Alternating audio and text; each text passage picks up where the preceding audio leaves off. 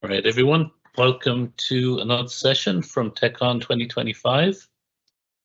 This is an interesting one. This is something that I have a vested interest in, or something that I've experienced in.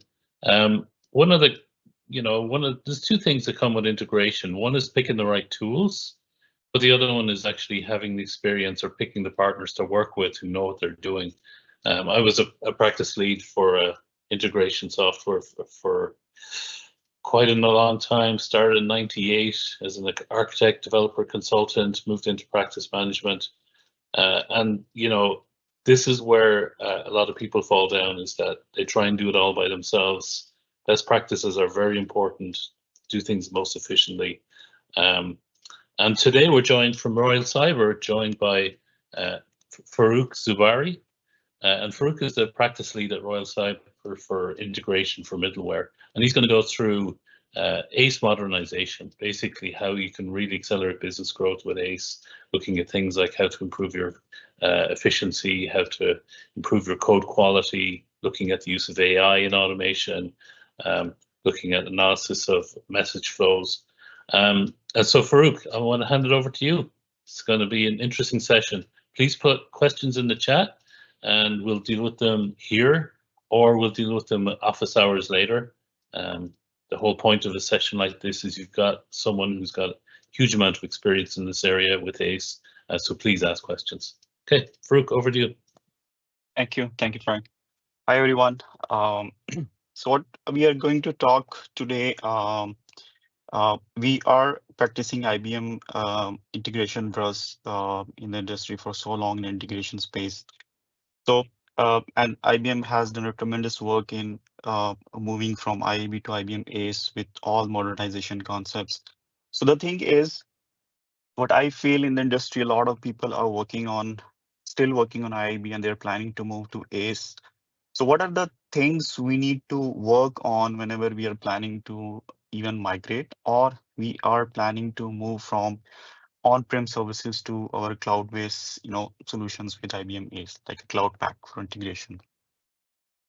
So, so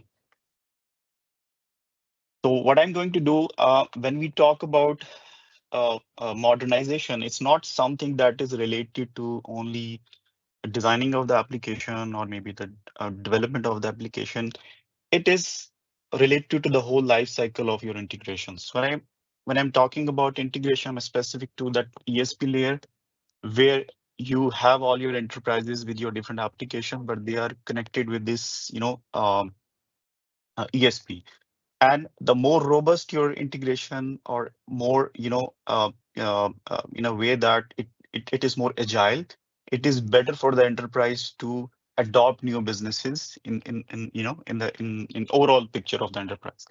So I have categorized some of them, like what are the things we need to take in the designing and the development phase, how our build and deployment, should be there in regarding IBM ACE. What are the test-ready APIs? What are the things we are not using in the industry as much as the security, which IBM ACE is bringing?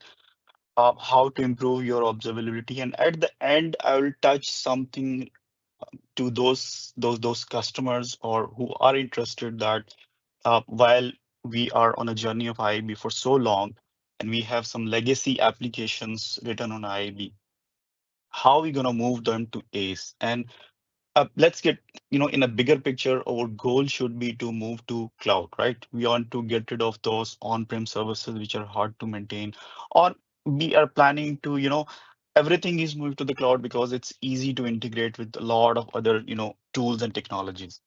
So if we want to move from those on-prem development or environment to a cloud, what are the things we need to move to migrate our application smoothly? So let's talk about design and development. The first thing we should understand as a development team is anything we are going to implement from now onward should be cloud native. Even IBM is recommending all the nodes what we have in the current ACE version is in a pattern that everything should be on a cloud. Although you can still run all your integration on-prem services or your on-prem cloud, doesn't matter. But that has to be designed and developed in a way that it is easy for you to move whenever you want from your on-prem server to the cloud servers. One of the example is API-led connectivity. So we are, as an integration developer, I have written a lot of integrations. What we used to do is we write in integration, use this HTTP or SOAP node, and try to write our REST services or SOAP services. But just think in a way that I'm writing one integration, and down the road in next 6 months or a year, is it possible that I will write an API, that write an integration as an API that can be used with my partners? Let's take an example of a banking or a financial institutes. They're writing the integration for their enterprises to fulfill their customers. But what if some partners will join them in their business just to grow, their businesses? They want to add some partners. Am I ready for my integrations for them to use an API, or I will think at that moment and rewrite some APIs on top of my integration, which is a normal practice, and I'm not against it. But what I'm trying to say is write your integration in a way that I can easily expose them as an API. And IBM ACE is giving all this functionality to write your APIs and implement them as your integration flows. So we'll talk more about that. Then we are used to, as an integrations developers, we are used to write integrations in a single applications most of the time. And again, I'm not against that. It's very good in some of the cases, but we need to start thinking in on a more microservices way. Like, if I have integration which is huge and I can break them into a different components, can I write my integration in a way that I can deploy them separately? Or is it always that has to be deployed as a one single unit? That's the questions each developer need to start thinking now, because that will impact your all development life cycle whenever you are moving from this modern, from on-prem services, or the way we are working to a more cloud native patterns. We have to start thinking in that way. And of course, the containerized integrations. So these are the some area that we'll touch. Then we'll talk about application structuring. So as IAB is there, for so long we are used to with the structure of that applications, and how in ACE we can re-structurize our application. What are the things we need to take care? We'll touch about that. We'll talk about policies. We'll talk about dynamic libraries, external dependencies. We'll talk a little about MQ integration, how we need to consider MQ integrations now. And of course, there's new feature, which are AI/ML integrations. We'll just go through that. So the first thing, this is what we used to work on when we work on integration space. We normally have 3-layer architecture, where we have some experience layer where mobile or web or partners are connecting to my integrations. Then I have my processing layer where all the business logic of the integration reside. Maybe it's calling the business rules, or it is calling some backend system to fetch some information. And then of course, the backend layer is basically the one which is connecting the backend systems. So this is the minimum. We have a 3-layer architecture in the integrations, and we are used to do that. But what I'm going to discuss here is, of course, there's pros and cons. Everybody knows that when I have an 3-layer architecture, I can divide the concerns. But what about the deployments? Am I deploying my application as a whole one bundle? Or is it possible that I can deploy my experience layer separately, processing separately, or backend separately? That will only happen if I have that the way of writing my application that each will work as an independent component. So monolithic is good in some of the cases where you think that my application is specific to one customer, or a specific to one use case, and I don't have any way that I can reuse this. Then it's okay. We can write that it's simple to use. It's just one deployment unit for that particular case. But if I want to use that implementation to grow my business, let's say I have one loan applications. So that loan application is, I'm dealing with let's say 100 customers for now. But my plan is to move from 100 to 1,000 customers in next 1 year. So what I'm going to do is when you want to scale your application the same way it is written now, you have to think that I want to distribute my application in a way that whenever I use, so let's say my processing start get growing, more. So if I'll have one single application that has experience layer and a processing and a backend, it will grow in a way that it will be hard for me to manage. So that's why in the next slide, uh, what we'll talk about is what is microservice choreography. So we still have experience layers separately, processing separately. And what I'm trying to show here, if you will divide or write your application in a way that you can deploy it as a separate units, what benefit we will get it. So let's say initially with 100 customers, I was using the flow one. I have one experience layer with some partners and processing and some backend APIs.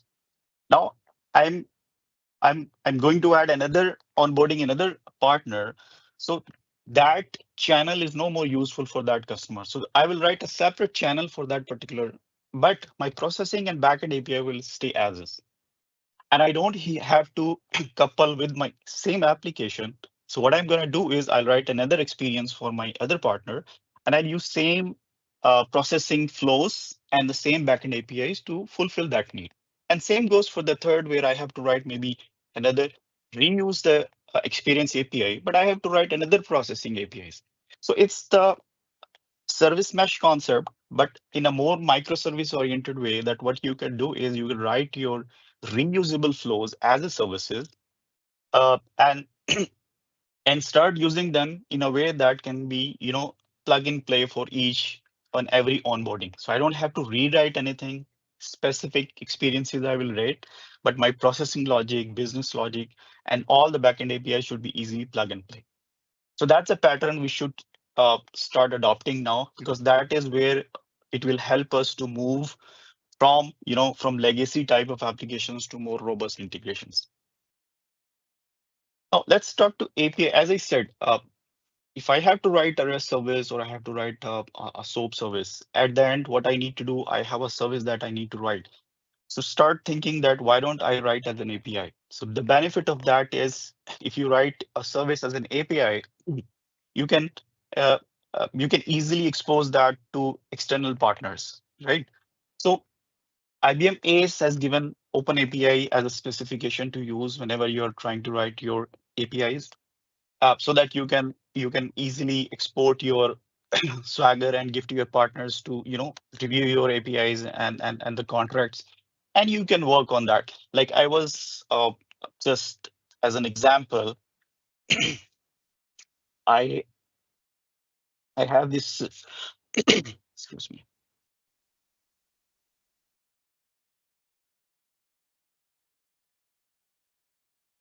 So I have this ACE 13 and ACE 12 instance. So what I'm going to show you is I have deployed this very simple API, and I have download from ACE console a Swagger. So let's say if I'll go to any Swagger editor and I want to import that file, I can easily see the specification. So ACE is basically IBM is suggesting to use open specification just for the standardization purpose. So if you need to share your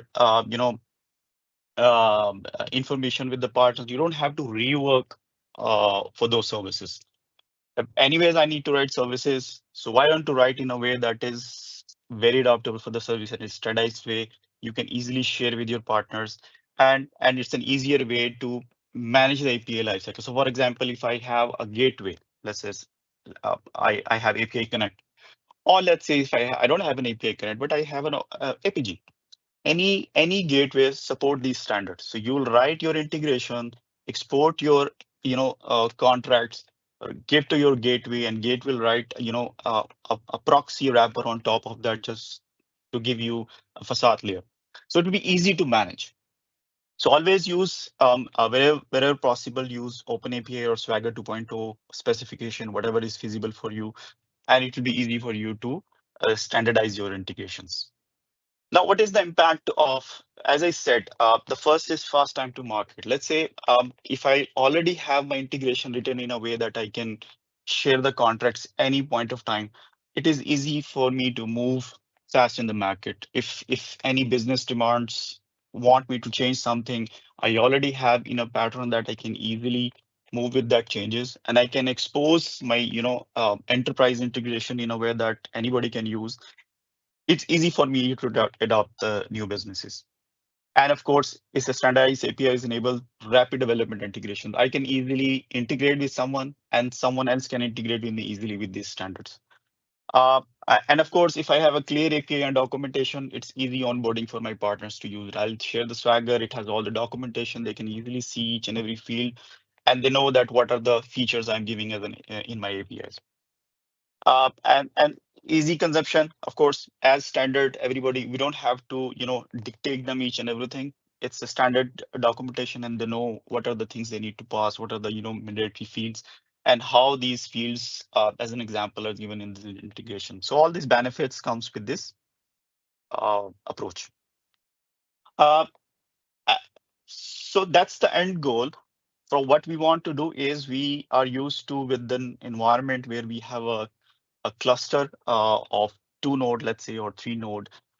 And what we want to move now as a containers. So what we need to think is we are used to, let's say, have 1 node. That's a practice which I have seen in most of the with most of the customer. They usually have 1 node, and they in that 1 node they will have different execution servers or servers, right?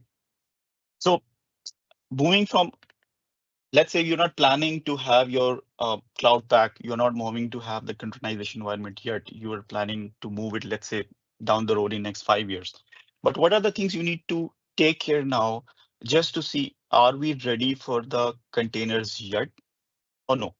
So when we talk about container, of course, the uh, uh, uh, when we saying microservices choreography, that is a very important point for the container. So you need to start thinking your application in a way that if I'll deploy into a container, how I will deploy.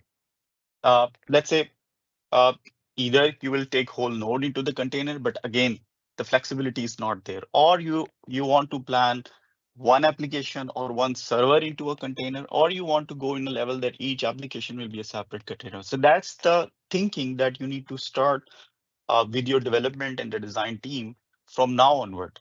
What is our plan? We want to containerize on a node level or a server level, or maybe the application or a set of application level, which are logically can be in one single container.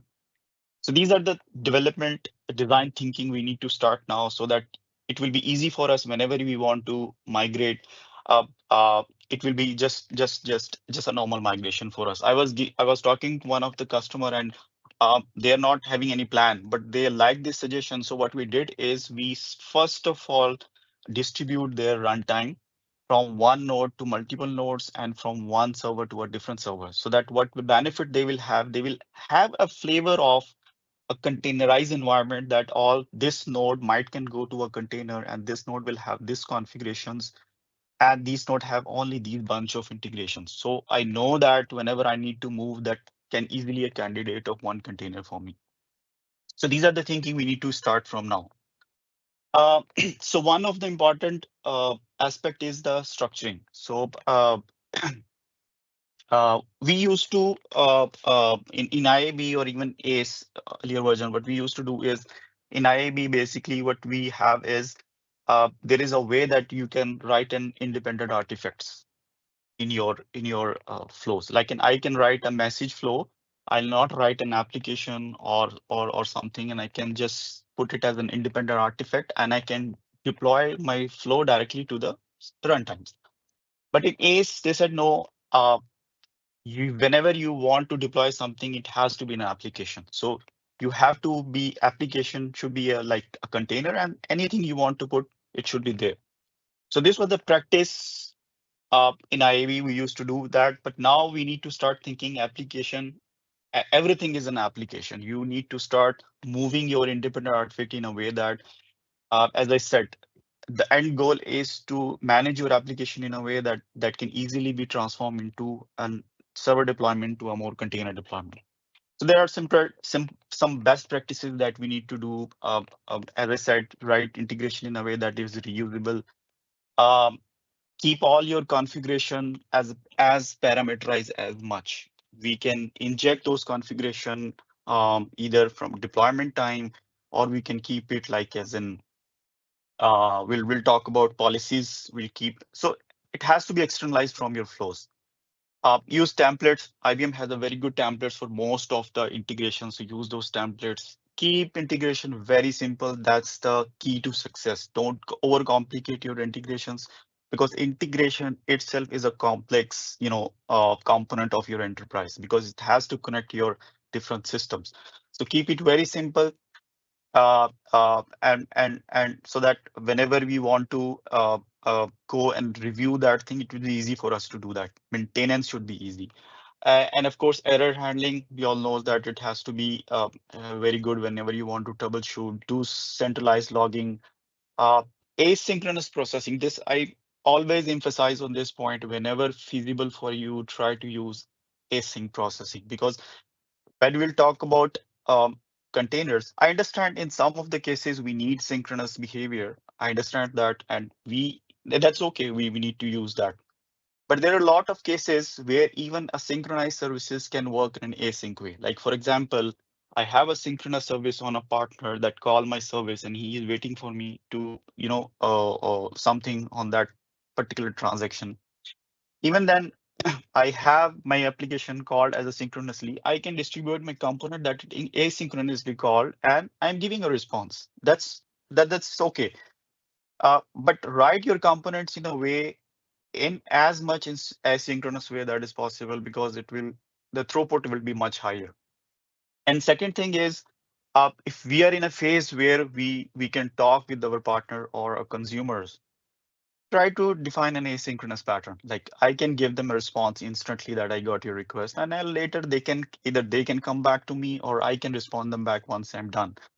The benefit of this approach is sometime what happens is over the time your application, let's say your user base increases and you have more load time, and we haven't planned that much of thing, and what happens is sometime our response gets slower.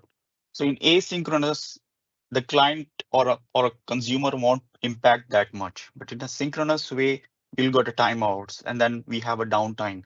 So in the asynchronous way, you have some privilege to fix your stuff while it is processing. But if asynchronous, everything is synchronous way, and you have some problems, it is hard to, fix your things while, your customers are waiting for your transactions to come. So this way, asynchronous is a bit simple, but I understand this is not the way that we can always write in async. We have a patterns that we need to follow, because a lot of business transactions are mainly synchronous. But write in a way that whatever possible we can use this asynchronous. Uh, this avoid unnecessary logging. So sometimes we try to add more logging, we overkill, and because it will hurt the performance. So always use a pattern for centralized, like ACE given a very good way how you can expose your metrics to tools like Prometheus. And what we can do is Prometheus come up with the client, and you don't have to log anything. So ACE is logging into the file. Prometheus client will just start listening to those files and read data on auth pattern and send to the server. And then, of course, you can see all of your activity logging in the Prometheus. And then, of course, like ELK stack. So all these tools are very helpful. So we need to start thinking in a way that logging should be very important factor in our integrations. Libraries and jars, again, as I said, uh, we need to start thinking that what should go into a libraries now, because right now, we are in a way that one node, one server, we have a different libraries, and we can put same libraries for whole of my node. That's okay. But if we go to the container, want to distribute application into different servers, how to categorize these, libraries? In IAB, basically, as I said, you can deploy a library as a standalone artifact. In ACE, it is no more available. So you have to either define a static library in your application, or you have to define a shared library. So we need to start thinking now in a way that, is it my artifacts related to this application only? and I don't need to be shared, between different applications? Or is it really a candidate of a shared library? That's the thinking we need to start now, because when you move to the container, uh, it's a whole different thing. You need to move your library in a way that in container, if we have integrations which are, not a single or multiple integration in single container and in the library, yes, we can do that. But if I have a single integration and I just need one library, so we need to start thinking that in a way that if I'll deploy my integration to a container, do I need a static library or a shared library? So library management is something that we need to start thinking. But yes, it has to be depend on applications. We cannot deploy a library directly into ACE now. Policy file. So this is a very good feature in IBM ACE. So what we used to in IIB was we configure all of our, configuration using the configurable services with the combination of configurable services plus setDB param commands. So configurable services basically was creating objects on a broker, and setDB param was setting the username and password. And then with that combination, I used to get this information in a flow, um, and that we can use your all configuration there.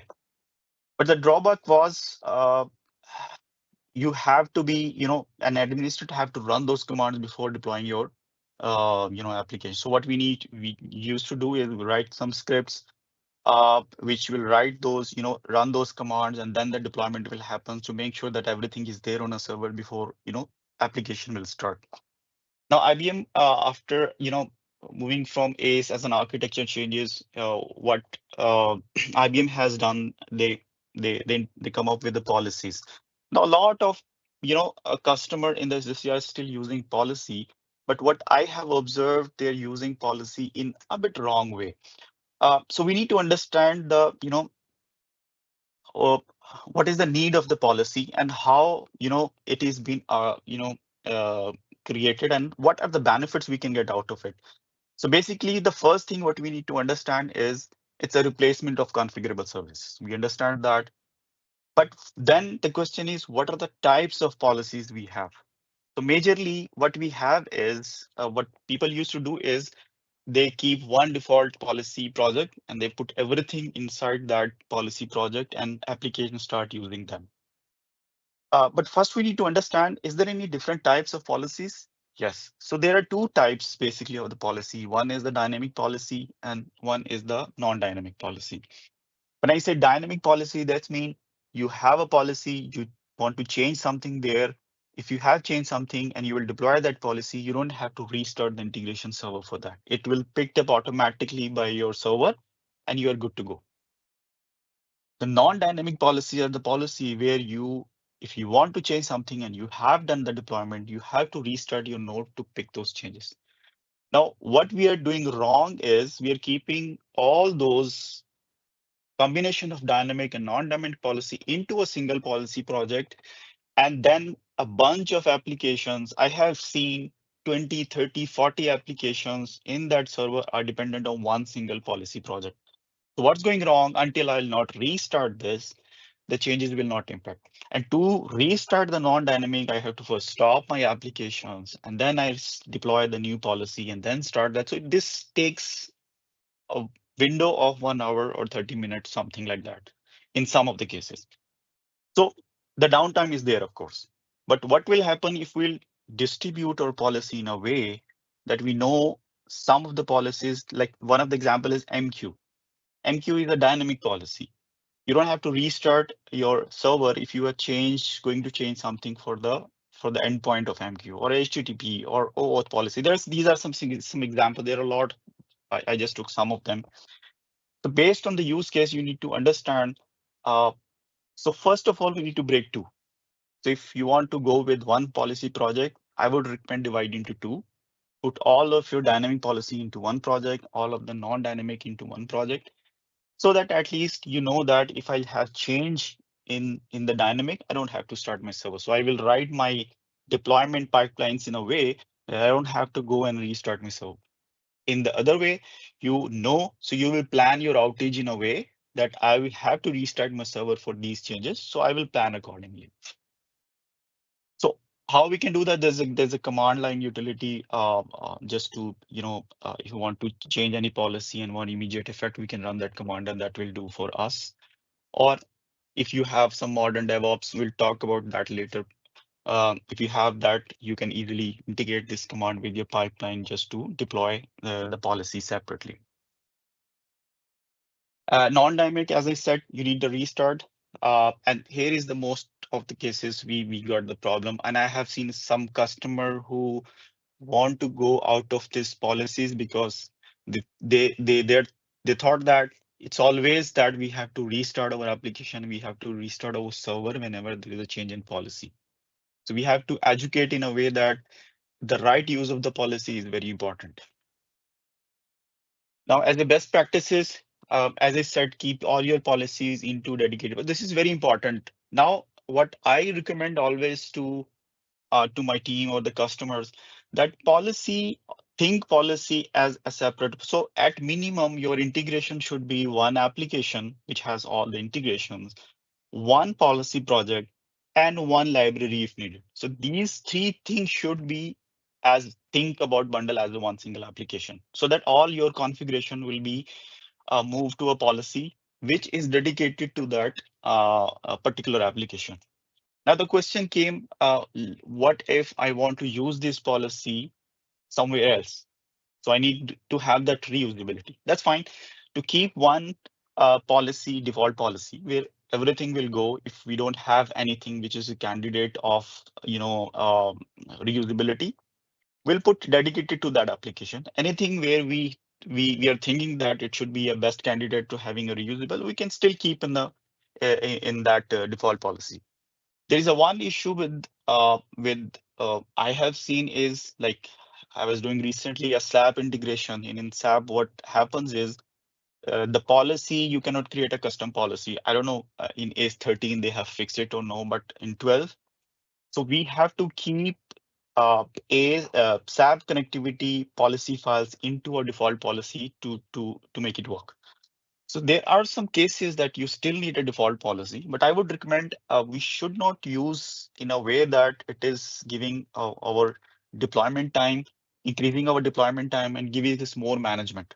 So design your policies in a way that each project, one integration, either service or application, one policy project and one library if needed. Use meaningful name. Like this is very important. I have seen people giving wrong names and then, administrative got confused. So your application naming match your policy. Let's say you have payment service as your application. So payment service policies should be your name for your policy, and the payment services library should be the name of your library. So each application should have a name that matches the artifacts. It will help in future down the road if development team changes, new people are coming in, new administrative DevOps teams, team is growing. So everybody knows that these are the patterns we are following, so they can correlate these applications. Maintain separate policy file for, this is very important aspect. So when you write your policies, the one policy has all the values of one environment. Let's say I'm talking about dev environment. So as a developer, I'll keep all my configuration of a dev environment into one policy, and then I will deploy it to that dev environment. What if I need to move to test? Do I need to go and change that policy? Again, commit, and then it will move to test and prod? No. So the best thing is you have to keep, if you have 3 environments, you need to keep 3 policy files. And based on the environment, you have to pick your policy and implement that and deploy that as a part of your application deployment. Use override deployment rather than modifying process manually. Yeah, so you have to always use, as I said, always use your pipeline or use your commands to deploy any changes in the policy. Don't try to do it manually.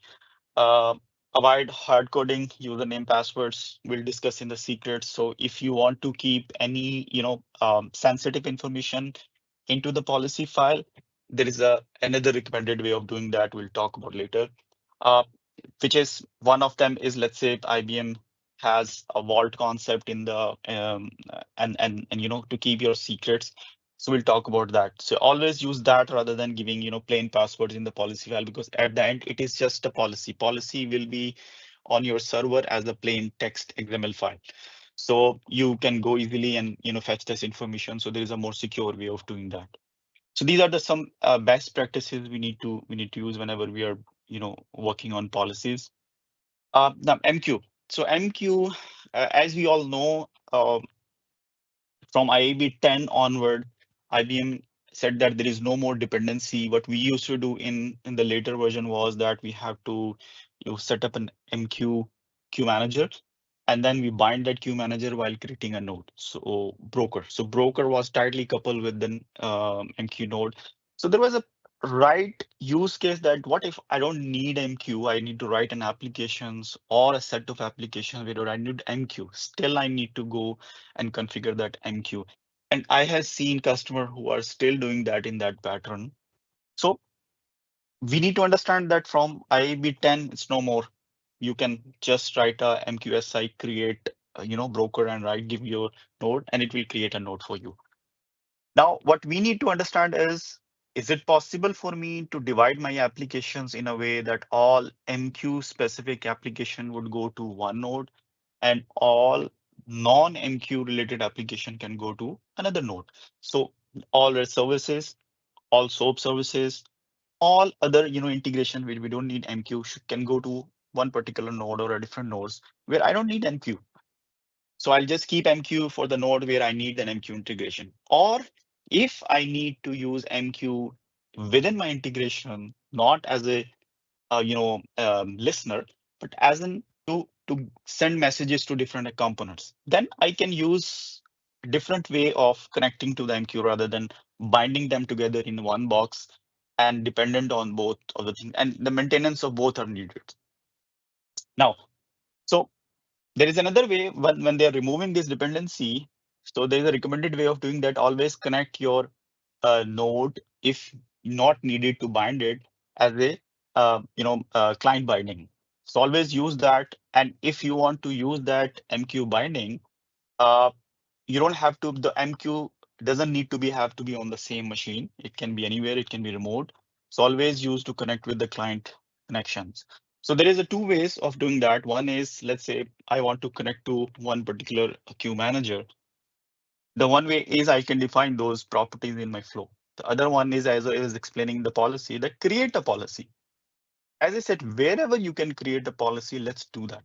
Don't give any configuration within your flow, because what will happen, it will, hard code your configurations. So sometime if you want to move, it will be hard to move. And you have to redeploy and, to reconfigure your application. So always use a policy, and MQ is basically a dynamic policy. In case your configuration got changed, it is easy. You can easily just deploy them and you don't need to start your server. It will pick up easily. And just start thinking that MQ is a different component for ACE to work. So it's a component that is needed to uh, to have my integration to as a backbone of a broker, but it is still a different component. It can be on a separate server. It can be a cloud instance of MQ. It can be on on a same server like we used to do. So anything can be possible. So we need to design the integration now where we are less dependent on MQ so that we can easily move to the cloud pack whenever needed. These are some break practices I think I have already discussed. Always use debt letter queues, and backout queues whenever needed when you are working on MQs. GenAI, this is in ACE 13. Basically, what they have is they have a designer. Other than the toolkit, where we have a web-based UI where you can drag drop your integrations, and in that they are basically giving GenAI capabilities to do the mappings. So what we used to do is in toolkit, we used to have either mapping nodes or a compute node or a Java compute node where we map different transformations. But now what they have is in the designer, uh, they will uh, uh, they will have Gen AI, which will give your and if I can show that will be very good. let's say I have a cloud instance here. So this is one of my applications.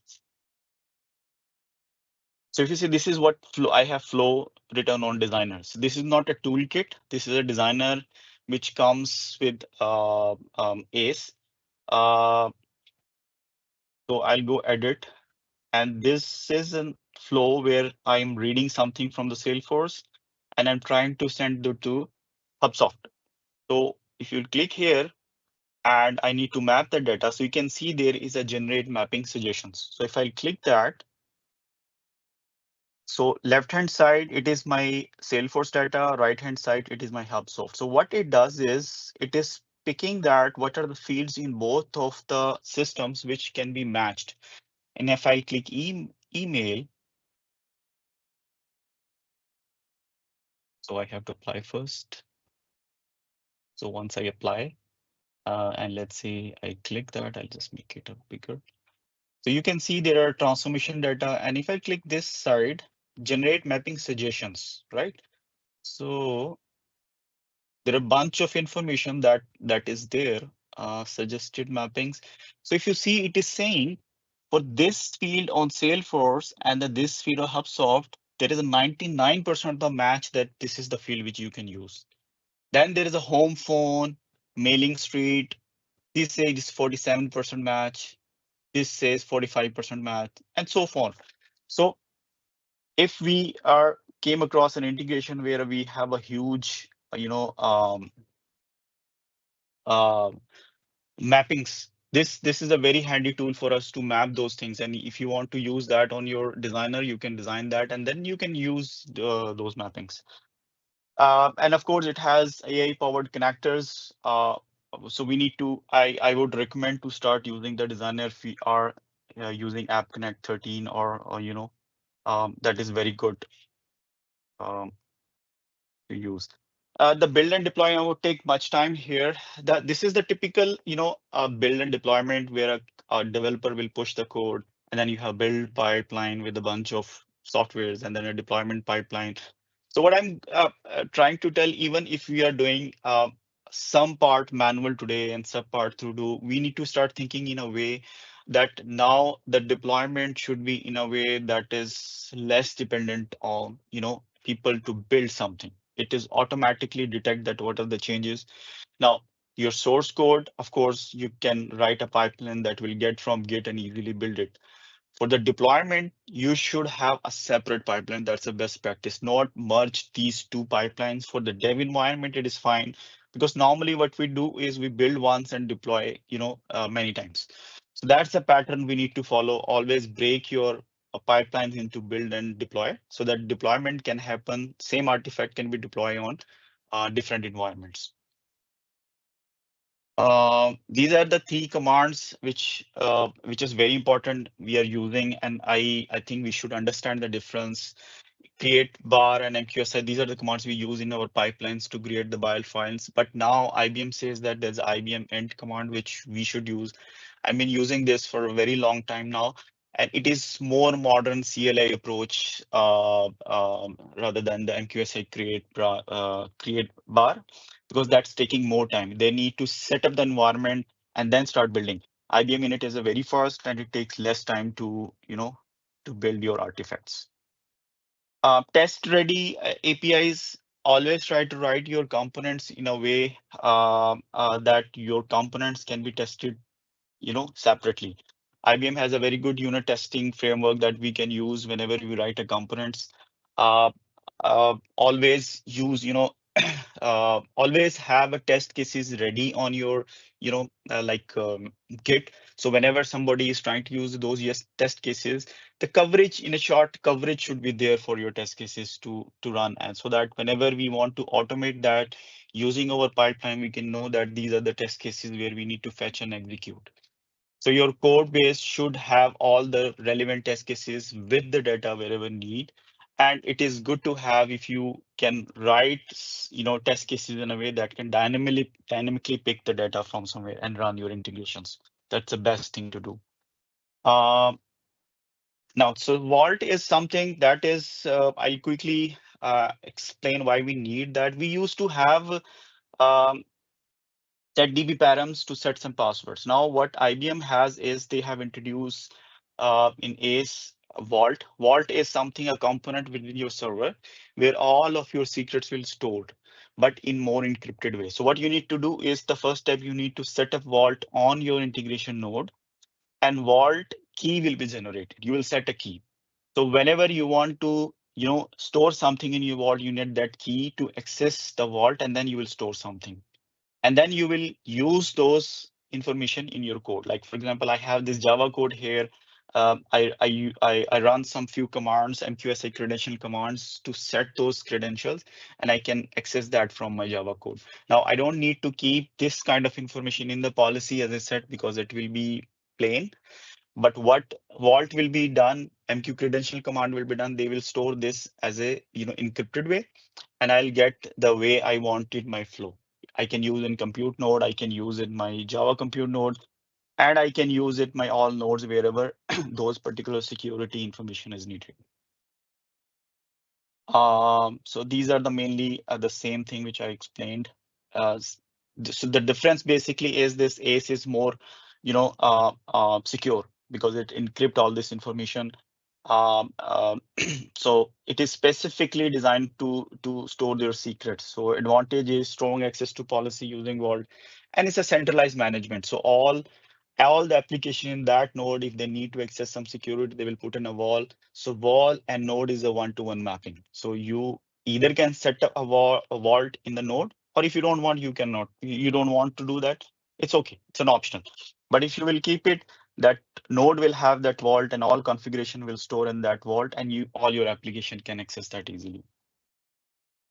Observability, increase your observability. We should, of course, use more logging metric. As I said, one of the example is you introduce a new tools like Prometheus to integrate with ACE, because ACE is giving a feature to expose this metrics to Prometheus.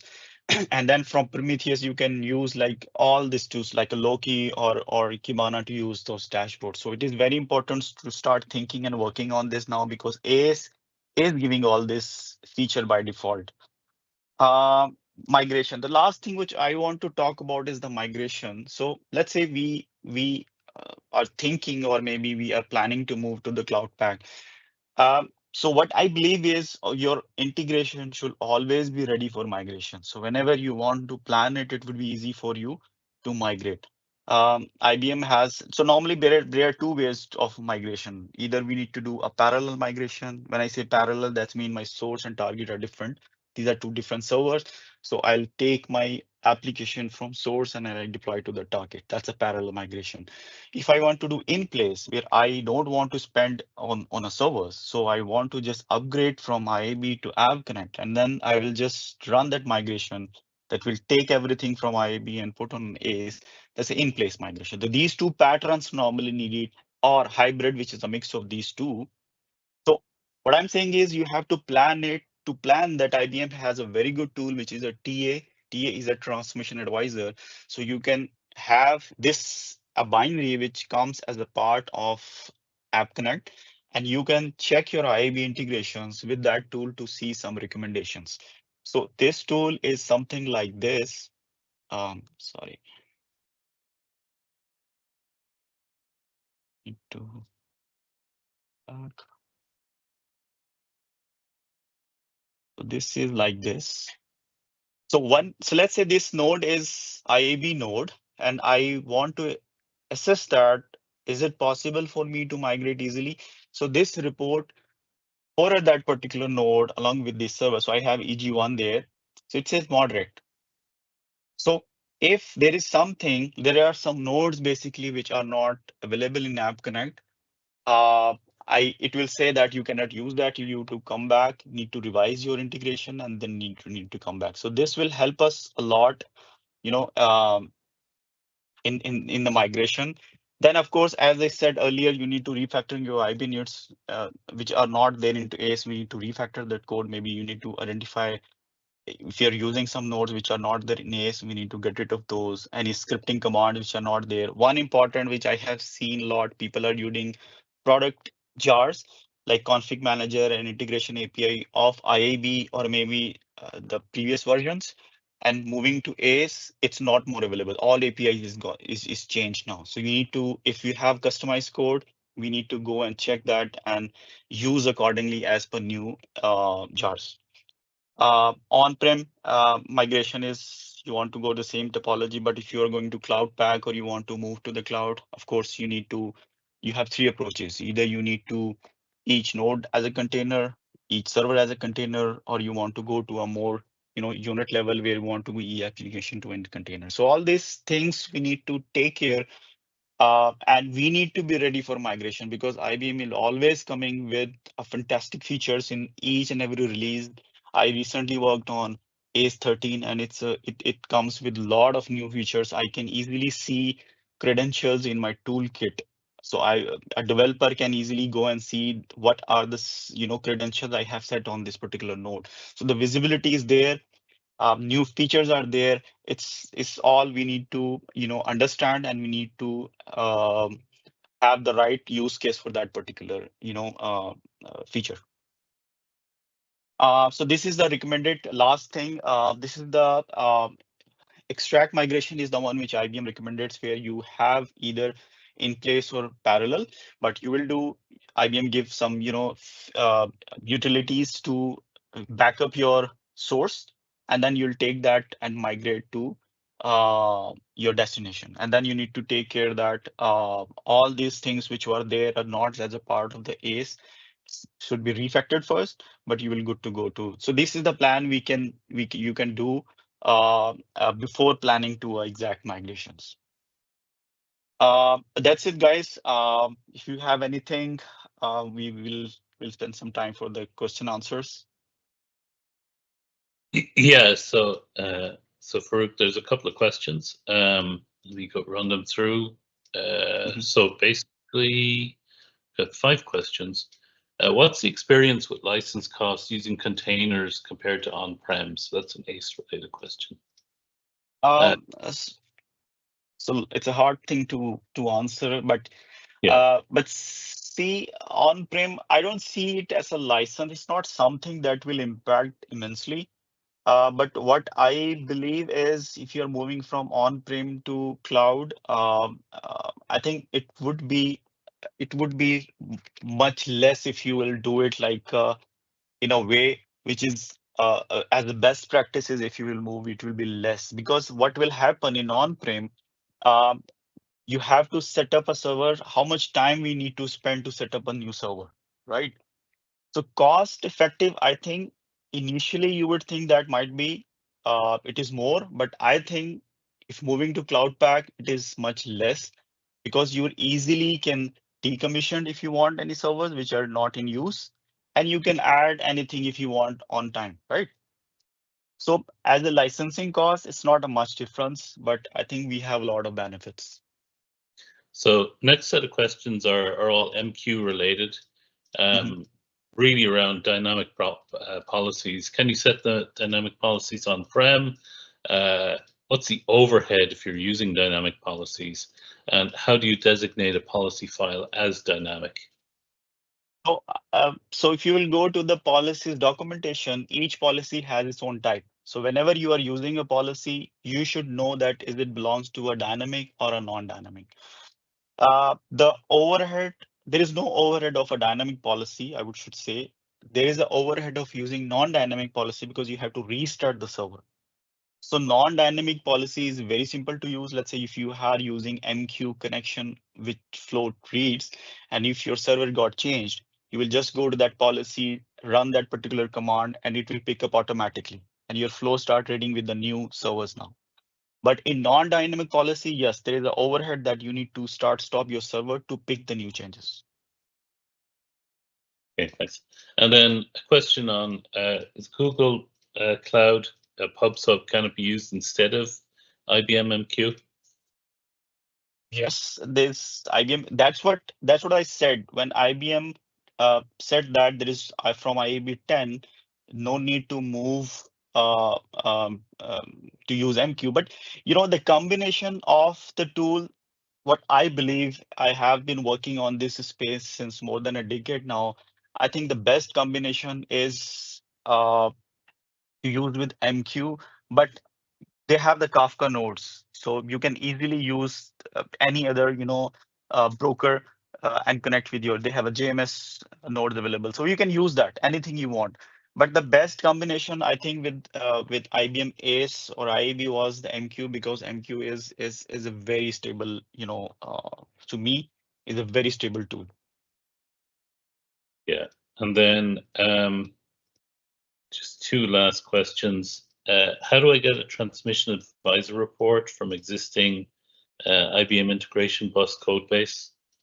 Yeah, so TA basically is not a part of IAB, it's a part of App Connect. So let's say if you are trying to evaluate, what you need to do is you need to set up an environment where you have ACE, and then you can take a backup of your IAB, and then you give it to TA to analyze. TA will analyze and give you a report, which I was showing. It will tell you exactly that there are some recommendations that you need to do.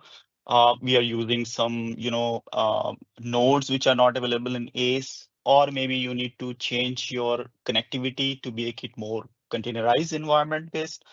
Or so there will be a lot of bunch of, criticals or a normal, suggestions from IBM that we need to use to change my implementation.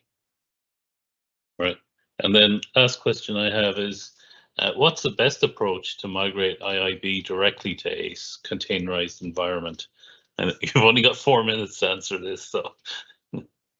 Yeah, so for this one, as I said, if you want to plan directly from IAB to ACE, I think the best thing is to run TA on each, and you have to assess that where you want to go in containers. Are we planning to move to the containers? I'll take whole node as a container, or I want to distribute my server. So you need to first go to your on-prem server and distribute your applications in a way that is easy to move to the containers.